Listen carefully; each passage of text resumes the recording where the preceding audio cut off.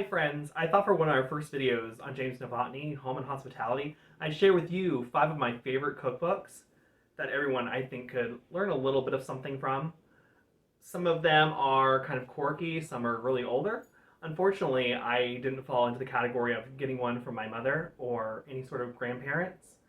I think those are sometimes some of the best because you get very individual and unique recipes that are kind of unique to your family and you kind of have those little family secrets.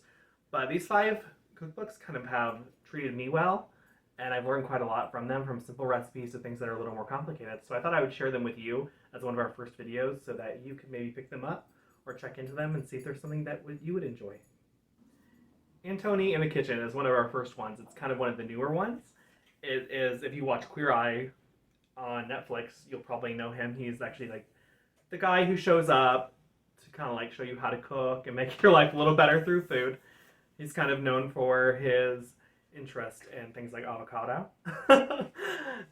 which I'm sure you find one of those recipes in here. I would say this book is really good for those who have been cooking for a while. I think the recipes are a little more complex. I think it's definitely something you do for more like a special dinner or a date night or something where you have friends coming over for like the holidays or a party. I definitely wouldn't do it for like an everyday because some of the ingredients can be a little hard to get, but definitely something you should check out if you want to bring your cooking to the next level. Okay, this next one is the reason why I said it's a little quirky. This one is the Desperate Housewives cookbook. Now, if anybody knows this TV series, it was on in the early 2000s and it features these 4 to 5 suburban women and kind of their daily lives being housewives and kind of the little behind the scenes. Of course, it gets a little dramatic with like murders and things. It was on for I think 9 seasons, I believe. It's really one of my favorite shows. I love it. Brie Vandekamp is one of my favorite characters.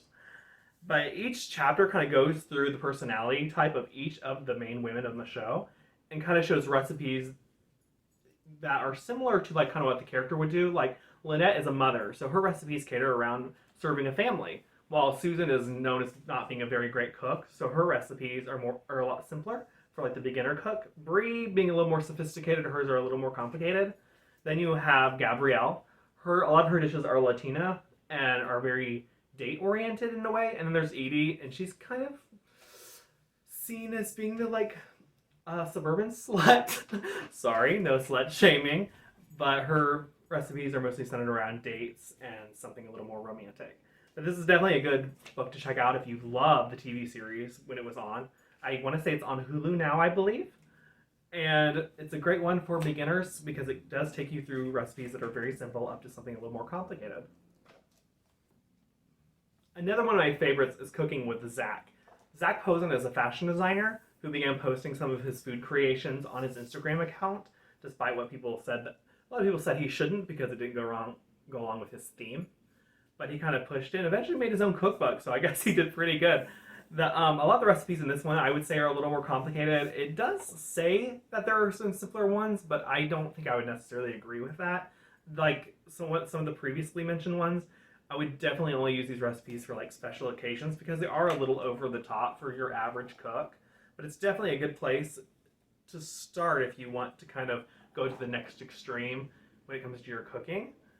I will be honest with you, I haven't made as many recipes out of this one. I'm just a huge fan of Zach Posen, and a lot of the recipes in here do sound delicious, and I definitely look forward to experimenting with more of them coming forward.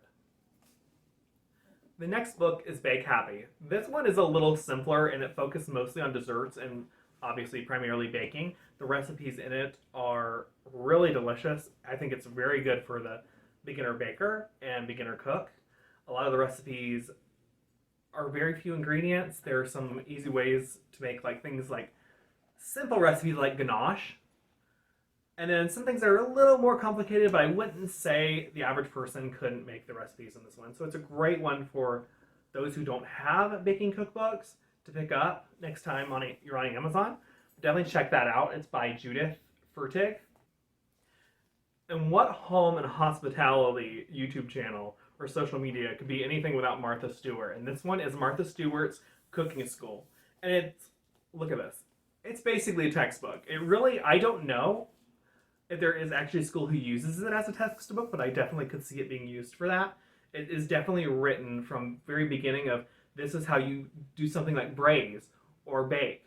It takes you through each step as if you don't know anything at all. So it very much is like an educational tool. So I would say picking this up at any level of baking experience you have is a great necessity, especially if you haven't done it all, because it can teach you from the bare minimum and work your way up to some of the more complicated cookbooks that I've shown you here.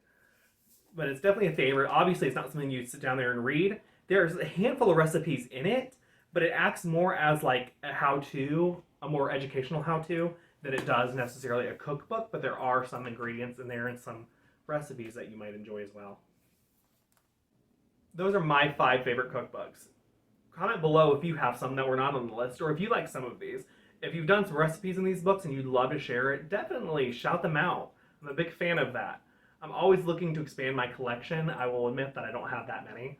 So if you have any of your favorites, let us know. And make sure to follow us on Facebook, Twitter, and Instagram for more inspiration on home and hospitality.